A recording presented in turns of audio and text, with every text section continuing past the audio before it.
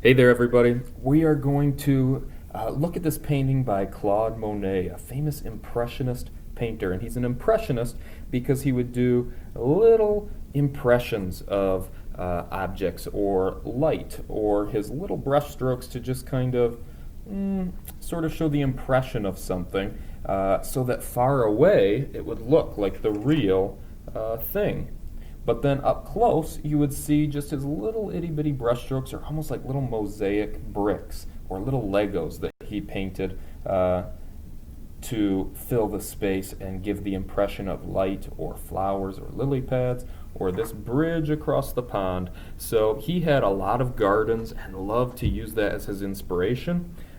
So I'm going to show you how we could do a reflection of a garden or a pond or a bridge like this as well, using some different tools and materials. So here's one of Claude Monet's paintings. We read some books about him, and now let's work like him.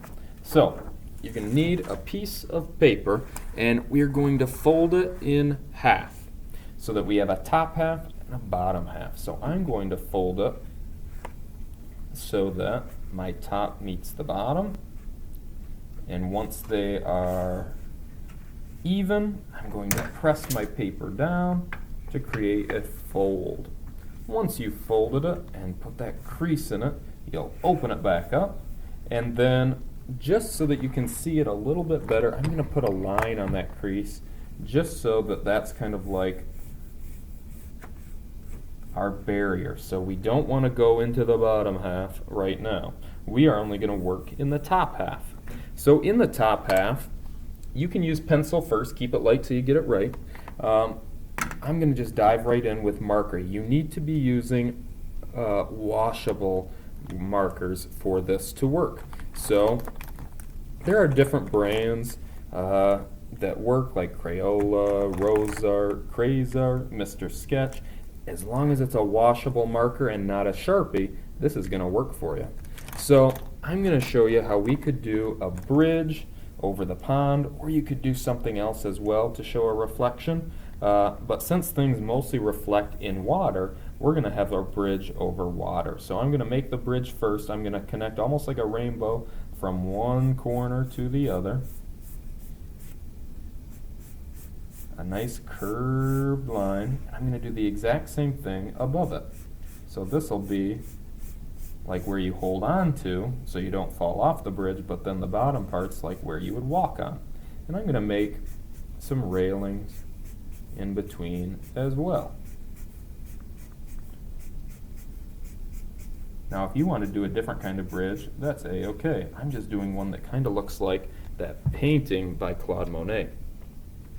Now he had a bunch of trees off to the side along the bank of the pond, so I might make some impression leaves here. Just kind of fun little marks. I might do some plants on the other side as well. Again, I'm going pretty fast. I want you to take your time as well so that you're giving your best champion effort. I might even do some grass over on this side, this bank of the pond. Maybe I'll get some bark in the tree, some branches.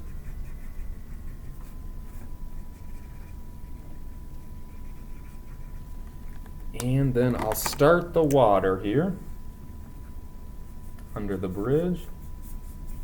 And I'm going to do like little brush strokes, like little impressions of water, but I still see some of the white of the paper show through. And I might use some blue, I might use some purple, I might use some turquoise in there.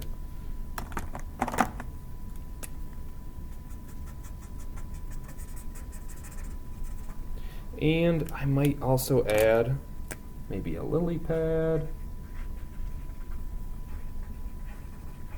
or maybe even a fish. Maybe I'll add an orange fish in the pond. Again, you can add as many details as you want. I'll keep going with the water.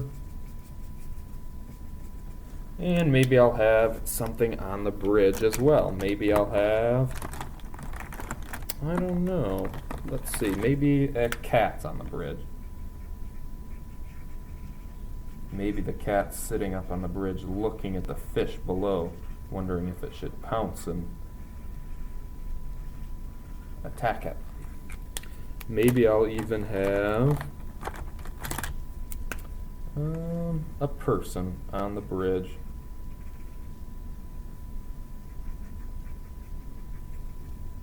So again, people are made of shapes, not sticks, and I'm going pretty fast here, but you get the idea. Shapes, not sticks. Maybe I'll color the shirt orange. So, once you have a pretty good image and you've filled with some washable marker, I don't know why, but I'm making the clouds purple right now, because why not? Once you have done that, you will then work in the bottom half, but we're not going to use markers in the bottom half. We are going to use what's called liquid starch, and I put a little liquid starch into a little bowl, and then I'm going to use a sponge. So the sponge is going to act as like my paintbrush, and I'm going to load it up with that liquid starch, and I'm going to drag it across the bottom half only, not the top. Now we're only working in the bottom. So I'm going to get the bottom half of my paper kind of soaked with that liquid starch. You can kind of see it shine in the light of my camera here.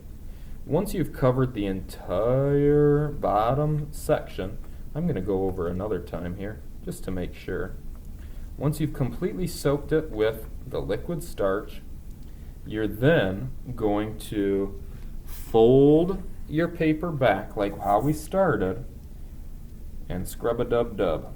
So I'm folding my washable marker half onto my liquid starch half, and I'm gonna rub, press, do a little dance on my paper to make sure that we are going to get a good reflection. So, will we see the person on the bridge and the cat on the bridge and the trees and the clouds in our reflection? Let's see.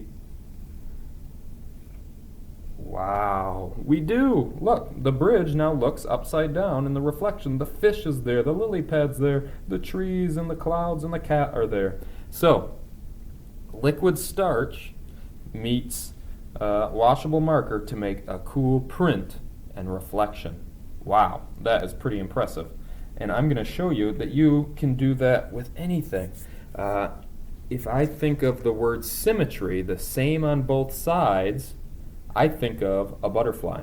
So I used marker to just draw half of a butterfly on a folded piece of paper, use that liquid starch, voila, I got a butterfly print. So it's the same on both sides. So if you only do half of a drawing or artwork and you want to make a perfect reflection, well, using liquid starch on half, folding it back over, press and do a little dance, open it back up, and you'll have symmetry, the same on both sides.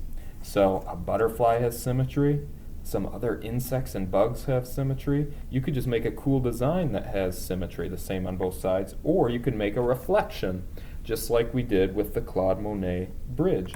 And I'll show you a couple more examples, some other bridges that I've done. So I put me on a bridge there, and I did a little more detail with the marker, and then it reflected into the bottom half. I did the same thing here. I showed kind of a rainbow being reflected as well as the trees and the sun, and man, this reflection turned out well. I had a cat and a dog on the bridge.